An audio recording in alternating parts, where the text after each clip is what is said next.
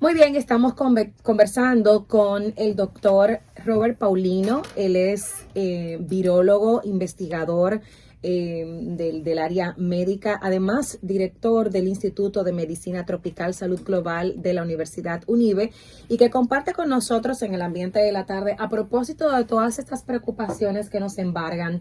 Tenemos de los picos de contagio más alto que hemos visto en la República Dominicana en estos 2 años de pandemia. Tenemos preocupación sobre esta nueva cepa, el Omicron, que se disfraza de una gripe, pero no es una gripe.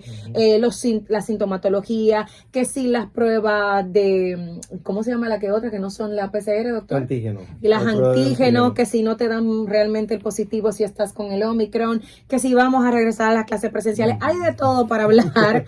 Hay mucho con demasiado para hablar, doctor, y qué bueno tenerlo porque realmente es una voz con el conocimiento de lo que está pasando y que nos puede arrojar luz, tranquilidad o alertas en todo lo que está pasando. Bienvenido a nuestro espacio. Muchísimas gracias, Wanda, y bueno, muchísimas gracias a todos los que nos escuchan en el país y a través de tu emisora, y permitirme este espacio para poder llegar a ellos y a ellas. Es un honor para mí.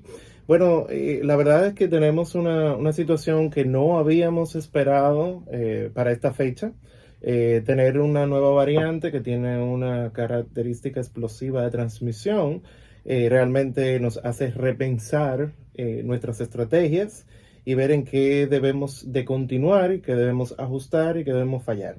Yo creo que uno de los elementos que hemos aprendido más a través de toda esta pandemia es que no es una fase continua, sino que hemos siempre tenido que ir aprendiendo a través de los meses en cómo tenemos que ir cambiando nuestras estrategias de reducción de impacto. Por consiguiente, en este caso de tener la variante Omicron, que representa más del 70% de los casos, ya inclusive a nivel global reportándose.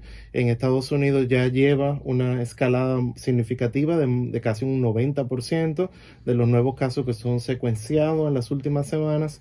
Por consiguiente, Omicron tiene un fenómeno de expansión y transmisibilidad que no lo habíamos visto ni siquiera en el principio de la pandemia. Tuvimos variantes al inicio muy contagiosas, que tenían un fenómeno de transmisión y de expansión, pero esta aumenta casi al 100% de la capacidad de transmisión. Solamente para ponerle un ejemplo, cuando nosotros empezamos la pandemia en la República Dominicana, la tasa de transmisión que tenía la variante B1, que fue la que nosotros identificamos al principio, nuestro equipo en la universidad lo hizo, identificamos que la tasa de transmisión era de 2 o 3 personas por cada persona infectada. Okay.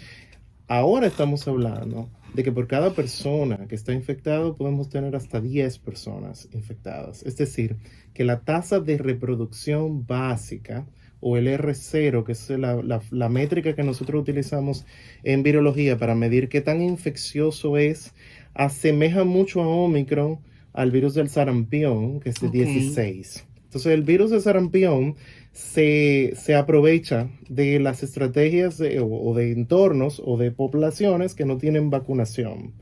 Omicron surge, de hecho, en un espacio geográfico donde hay una disparidad de vacunas, es decir, hay muy pobre vacunación. Por consiguiente, eso nos dice a nosotros que las variantes que pueden ir surgiendo van a ir surgiendo en los lugares donde tenemos menor presión inducida por anticuerpos neutralizantes, que son las vacunas o que lo inducen las vacunas. Cuando nosotros nos vacunamos, lo que generamos son unos anticuerpos específicos para una variante específica o para las variantes específicas. Si no existe esa presión dentro de la comunidad, pues entonces el virus se multiplica y se va manteniendo en una transmisión muy alta, y eso va a permitir que aparezcan mutaciones. Se calculó y se estima que cada vez que el virus se multiplica, cada 14 días, que es el ciclo de multiplicación, que es lo que dura una persona infectada, van a poder aparecer al menos 4 nuevas mutaciones. Wow. Si nosotros exponemos eso a un ciclo de 115 días, que es el ciclo que se ha ajustado para la aparición de mutaciones que se han identificado en el SARS-2, pues estaríamos hablando de que si, por ejemplo, en un día se infectaron 1 millón de personas, tenemos el chance de tener al menos 36.084 nuevas mutaciones. Ahora, esas mutaciones necesariamente son buenas, esas mutaciones necesariamente son malas. Bueno, depende de dónde lo veamos. Veíamos el 2022 como, según los pronósticos de la comunidad científica y médica, como el año en donde iba a ser el fin de la pandemia. Pero no se contaba con este Omicron, ya hay otra variante que ha sido detectada, otra mutación que ha sido detectada. ¿Está esa luz al final del túnel ya descartada para el 2022? Todo va a depender de lo que pase con la cadena de transmisión que tenemos el día de hoy. Mira, yo he abogado mucho porque seamos prudentes y seamos cautos en esta fase, por una sencilla razón. Si un virus tiene la capacidad de transmitirse más, lo que está tratando de hacer es de adecuarse más.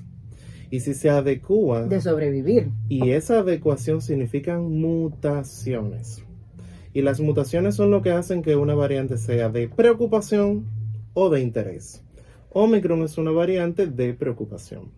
Si nosotros tenemos una escalada de transmisión tan alta, pueden surgir variantes de preocupación, porque pueden surgir mutaciones que pongan en peligro dos de las estrategias fundamentales que tenemos. Una, las vacunas, y dos, los tratamientos, los anticuerpos monoclonales y los antivirales.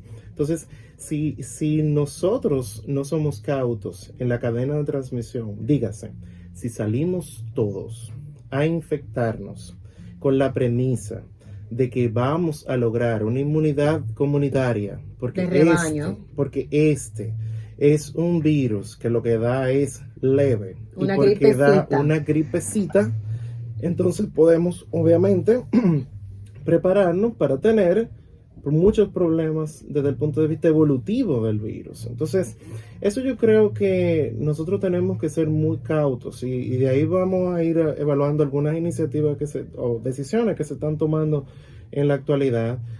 Pero vuelvo y eso es importante que los oyentes lo entiendan. No se adquiere inmunidad de comunidad o de rebaño, sino es a través del proceso de vacunación. Ningún virus en la historia ha generado endemicidad a través de que todos nos infectemos con él.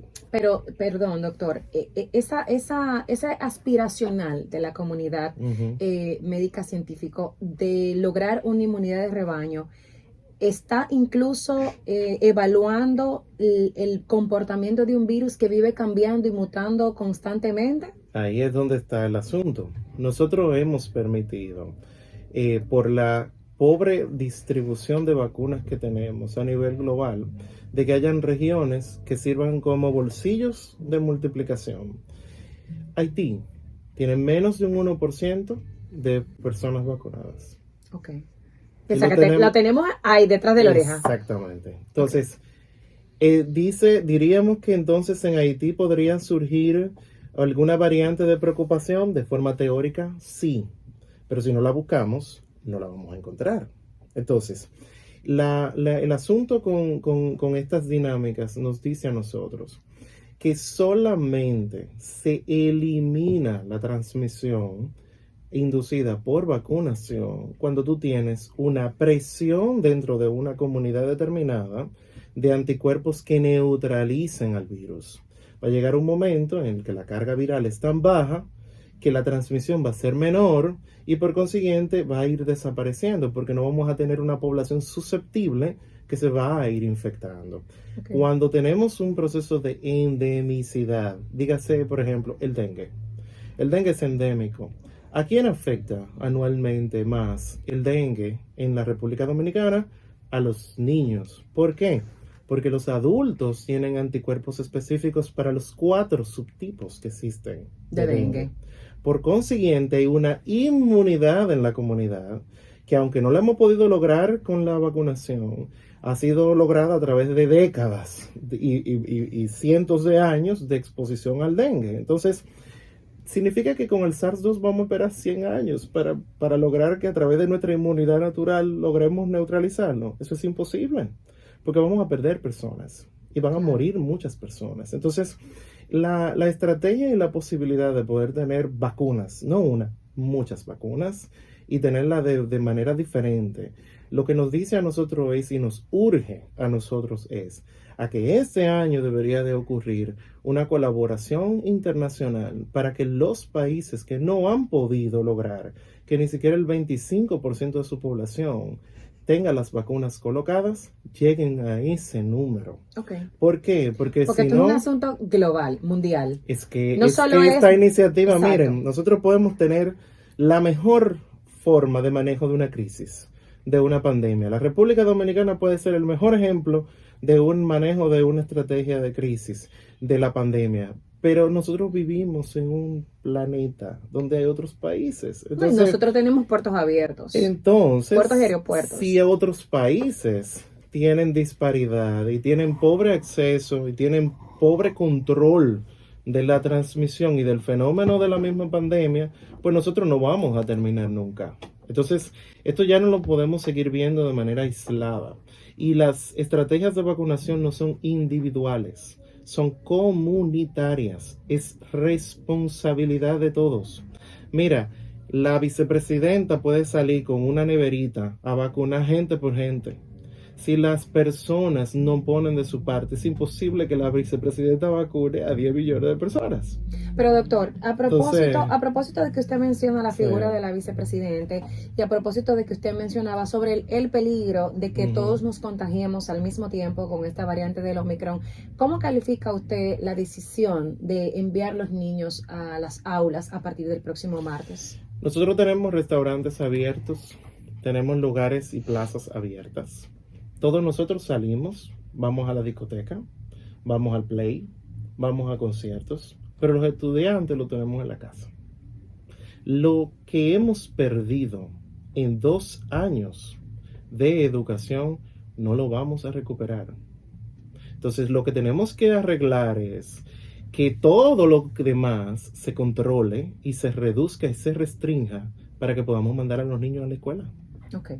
Entonces, yo estoy completamente de acuerdo con que la educación tiene que continuar y tenemos que abrir las clases, tenemos que mandar los muchachos a la escuela porque las destrezas y habilidades que se adquieren en el contacto estudiante-profesor no se logran a nivel virtual, al menos en el nivel inicial. En los estudiantes universitarios es diferente. Hay otras herramientas que ya hemos podido desarrollar. Pero la universidad, sin embargo, está virtual.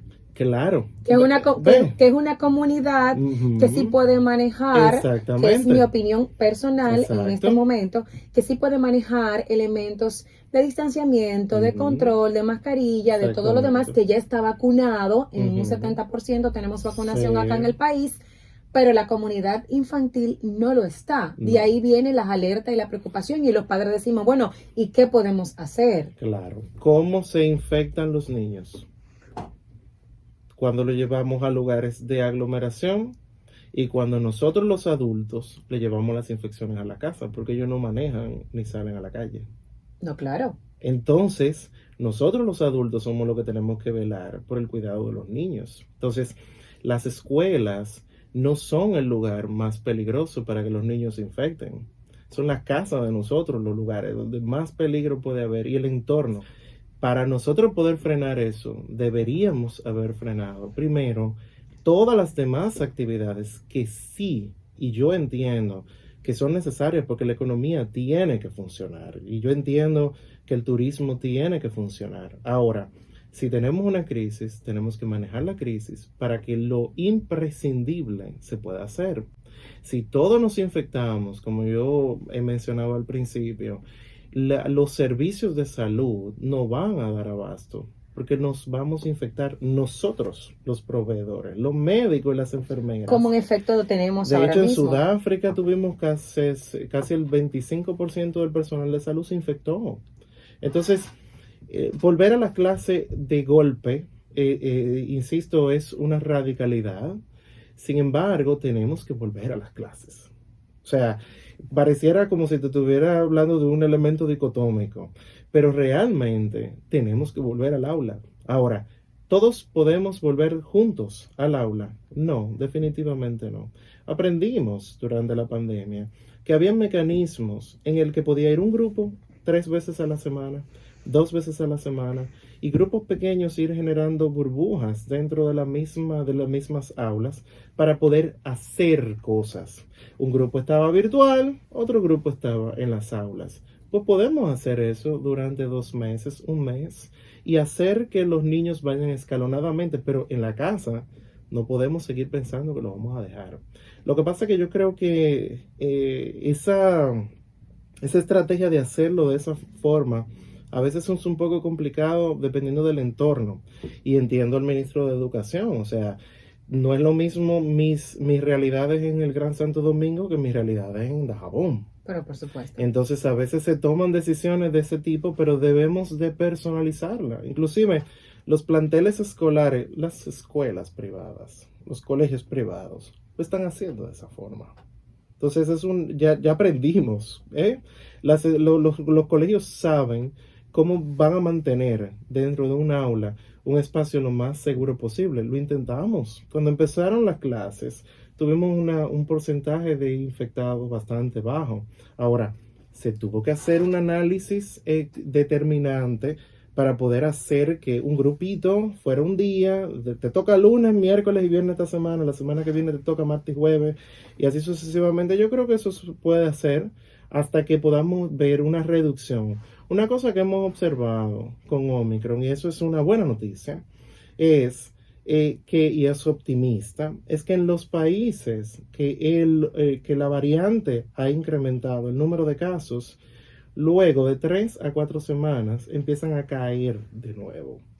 Entonces, este fenómeno de transmisibilidad no se da continuo. Okay. A menos de que nosotros mantengamos las mismas medidas de aglomeración que tuvimos en diciembre, porque el resultado de Omicron sabemos que tiene que ver con un fenómeno cultural. Claro, por las fiestas navideñas y de la forma en cómo se esparció en todo el país en una semana. Exactamente. Sabemos por dónde viene esa explicación. Exactamente. Doctor, no quiero que se me quede el tema de la forma tan trivial en que el común de las personas está tratando el Omicron. Sí. Es una gripecita, pero dentro de esa gripecita hay ciertas alertas. ¿Realmente es una gripecita? ¿No lo es? ¿Cómo detectar que esa gripecita que tienes es Omicron? ¿Cómo podemos, qué elementos tenemos? Mira, lo primero es que nosotros no existe, desde el punto de vista estadístico, nada que diga que no existe una correlación intrínsecamente proporcional al número de personas vacunadas versus la infección con Omicron. ¿Qué digo con esto? No existe forma de poder decir que es más leve porque es más leve. Es más leve porque está infectando también a muchas personas que están vacunadas. Okay. Entonces, démosles las gracias a la vacunación. A la vacunación. ¿Por qué? Porque las personas que desarrollan síntomas leves y progresan inclusive de manera ambulatoria han sido personas vacunadas. Entonces, ese es el resultado positivo del proceso de vacunación. Y quiero un poquito más adelante, para concluir esta idea, explicar por qué todavía hay personas que se siguen infectando a pesar de estar vacunados, que eso es importante poder recordárselo a la población. Ahora, respecto a la idea inicial de que si Omicron va a dar una gripecita común, que si las manifestaciones van a ser leves, de nuevo, van a depender si usted tuvo la infección primaria, si tuvo la infección hace un tiempo, si tiene un esquema de vacunación de al menos 2 dosis, si no tiene ninguna comorbilidad. Se siguen muriendo personas con esta variante. Con el Omicron. Exactamente, pero se mueren porque no están vacunadas. Y las unidades de atención de cuidados intensivos están llenas de personas no vacunadas. Okay. Ahora, si usted no se vacunó antes y se va a vacunar el día de hoy, sepa que usted no tiene inmunidad hasta dentro de 14 días. Muy bien. Por eso insistimos tanto, y el ministerio fue muy responsable, muy incisivo en eso el año pasado, diciéndole y recordándole a las personas desde el principio de diciembre que teníamos que vacunar a nuestra población.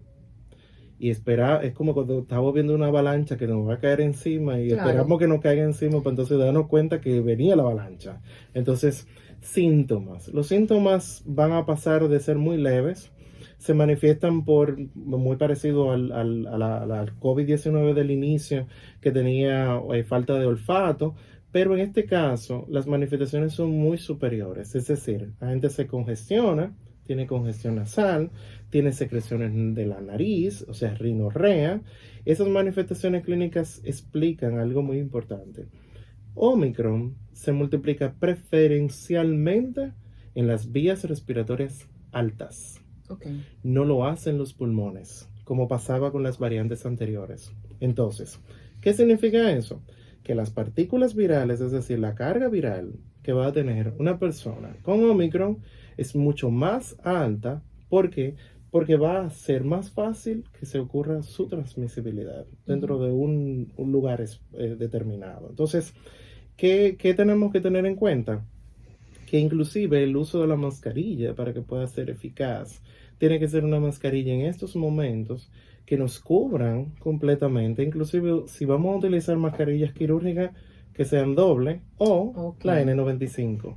Porque este momento no es para una mascarilla de tela ni una mascarilla quirúrgica. ¿Por qué? Porque el virus se está multiplicando más a vía respiratoria. O sea, no mascarillas, pues si usted va a utilizar su mascarilla bonita, chulita, de moda, igual Bueno, póngase una quirúrgica debajo. Exactamente. La idea es la doble protección en este momento por ese fenómeno que se da con esta variante. ¿Y qué tomar, doctor, cuando usted se siente esos síntomas? Eso es interesante porque a mí me parece, pensaba cuando venía aquí, ¿qué será lo que hemos hecho durante tantos años? Que el dominicano piensa que cuando tiene algo y no tiene síntomas, debe de tomar algo como quiera.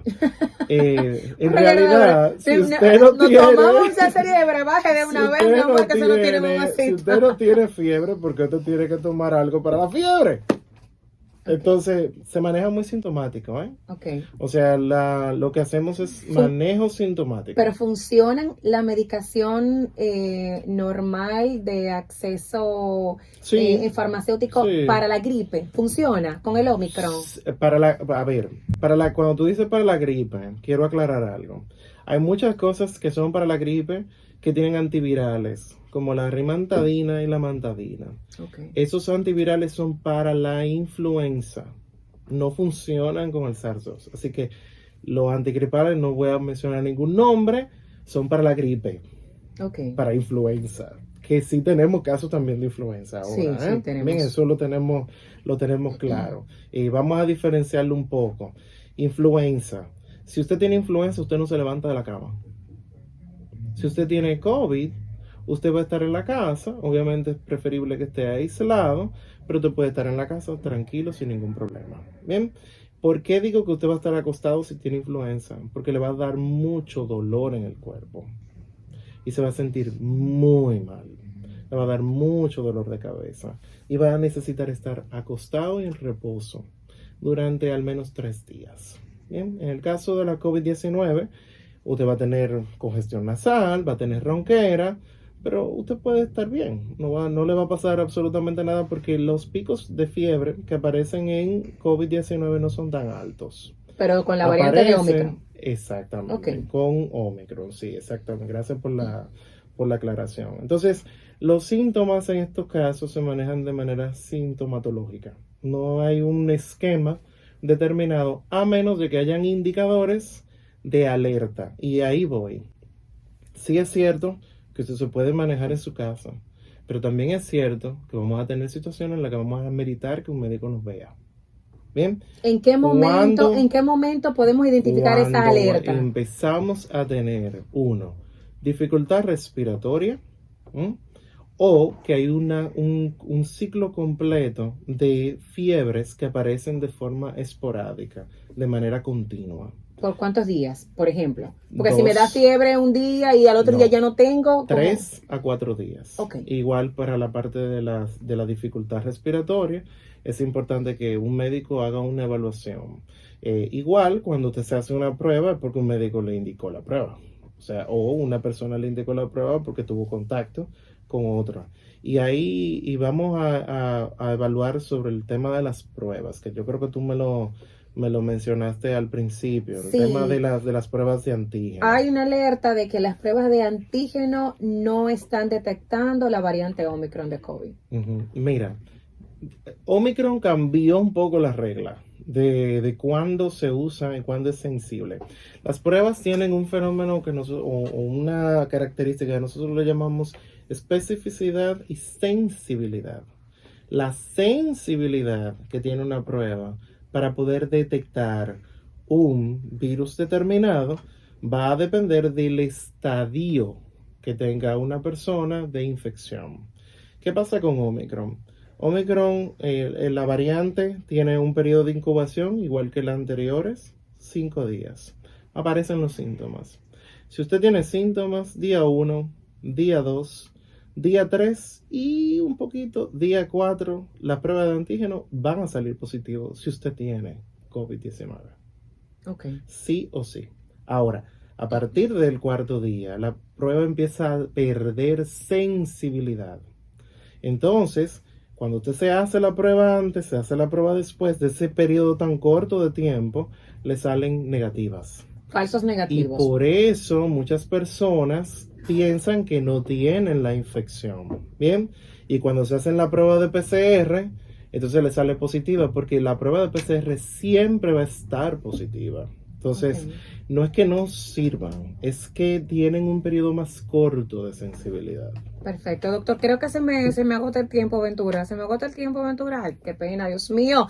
Muchas preguntas todavía Muy para rápido. hacerle al doctor.